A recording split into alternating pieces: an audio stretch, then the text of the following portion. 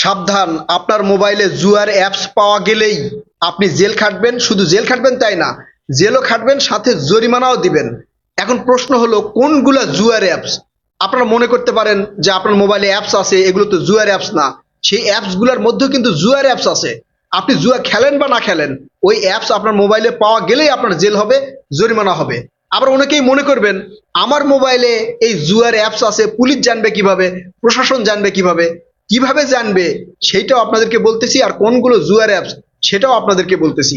ভিডিওটা খুবই গুরুত্বপূর্ণ। নিজেদের ফ্রেন্ড সার্কেল, বন্ধু বান্ধব, আত্মীয় স্বজনকে সচেতন করতে, তাদেরকে জানিয়ে দিতে ভিডিওটা শেয়ার করবেন। এবং এই জুয়ার অ্যাপস গুলাই যে নিজেদের অর্থ শুধু ধ্বংস হয়, ওই কোটিপতি থাকা ফকির হয়ে যায়, সেটাই কিন্তু না।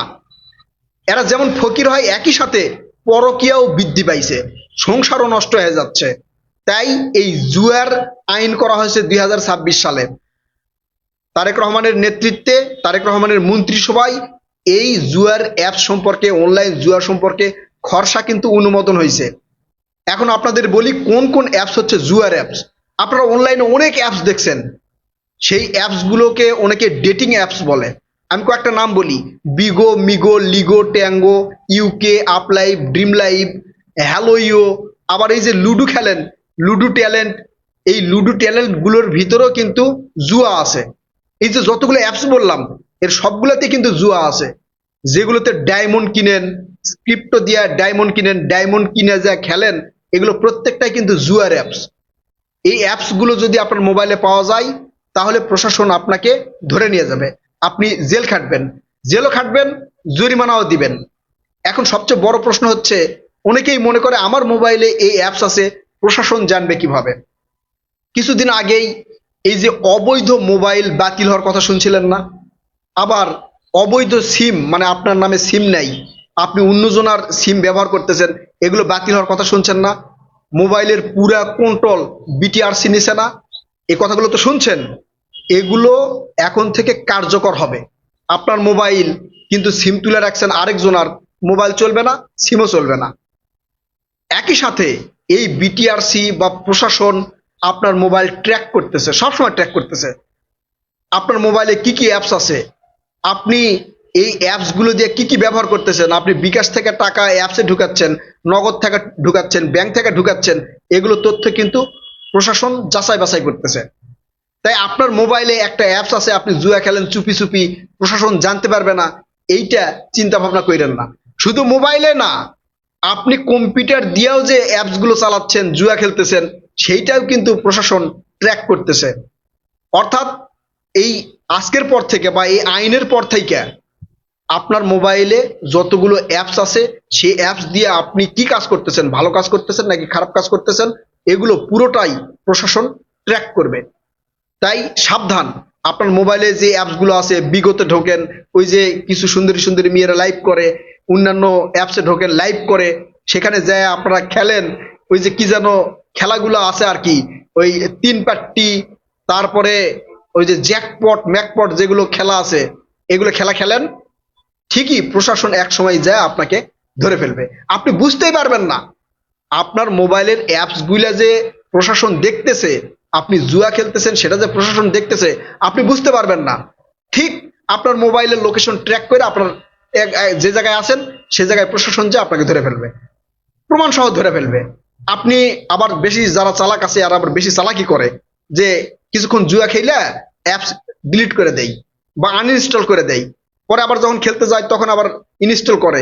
এইটা করেও লাভ নেই, কারণ আপনার মোবাইলের যদি ফরেনসিক করা হয়, তাহলে আপনার মোবাইলে কি আছে, কোন জায়গায় কি করছেন, মানে কোন অ্যাপস দিয়ে কি করছেন, সব কিছু কিন্তু বের হয়ে যাবে।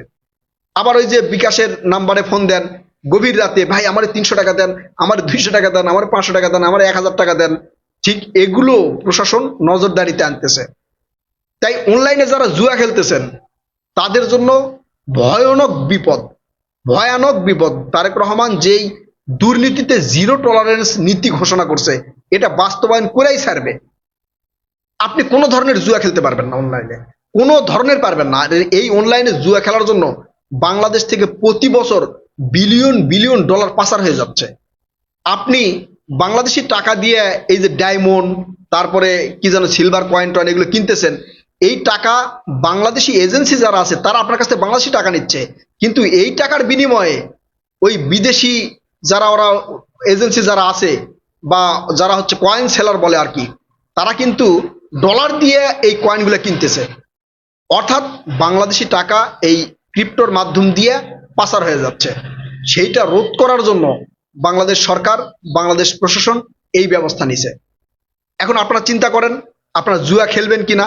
শুধু আপনারা খেলবেন তাই না, আপনার ছেলে মেয়ে ভাই বোন আত্মীয় স্বজনের মোবাইলেও যদি এই জুয়ার অ্যাপসগুলো দেখেন, এখনই ডিলিট করে দেন, এখনই ডিলিট করে দেন। ভুলেও যেন ইনস্টল না হয় বা ইনস্টল না করে সেইটা আপনারা ব্যবস্থা করেন।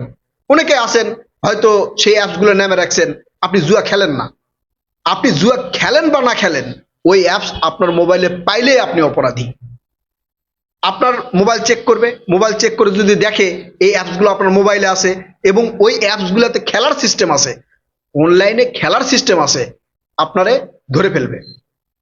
আপনারা এই যে আবার কিছু আছে না বিটকয়েন দিয়ে খেলে, জুয়া ধরে যে ক্রিকেটে কোন দল জিতবে কোন দল হারবে আবার কত রান হবে, এগুলো দেখেন না। এগুলোর জন্য কঠিন ব্যবস্থা নিচ্ছে সরকার। আপনি এগুলো খেলতেই পারবেন না, আপনি ওই বিটকয়েন ব্যবহারই করতে পারবেন না।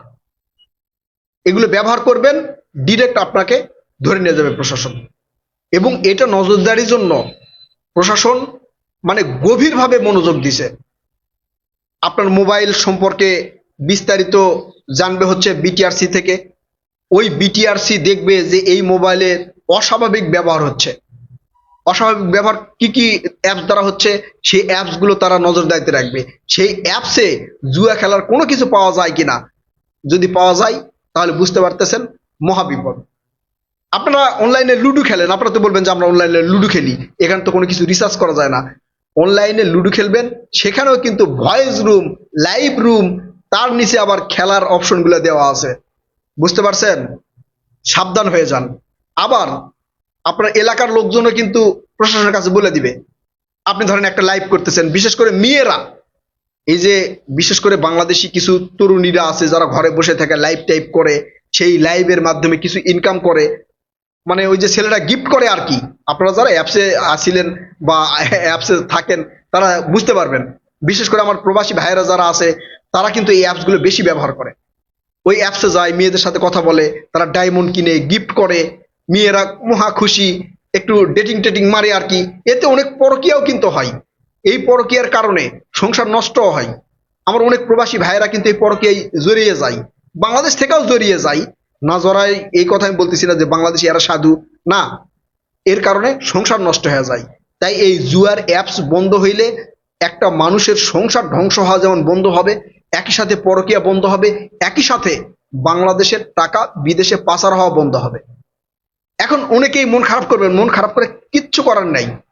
আপনাকে জুয়ার হাত থেকে বাঁচাতে এই সরকার এই পদক্ষেপ গ্রহণ করছে। এই সরকারকে আমি স্যালুট জানাই, ধন্যবাদ জানাই। প্রিয় দর্শক, আপনারা কি মনে করছেন এই অনলাইন জুয়া সম্পর্কে কঠোর অবস্থানে বর্তমান সরকার, এই সরকারের এই ব্যবস্থাকে আপনারা কিভাবে দেখছেন? আপনারা আপনাদের মূল্যবান মতামত কমেন্ট করে জানাবেন। কথা হবে নতুন কোনো ভিডিওতে ইনশাল্লাহ। ততক্ষণ পর্যন্ত ভালো থাকবেন। আল্লাহ হাফেজ।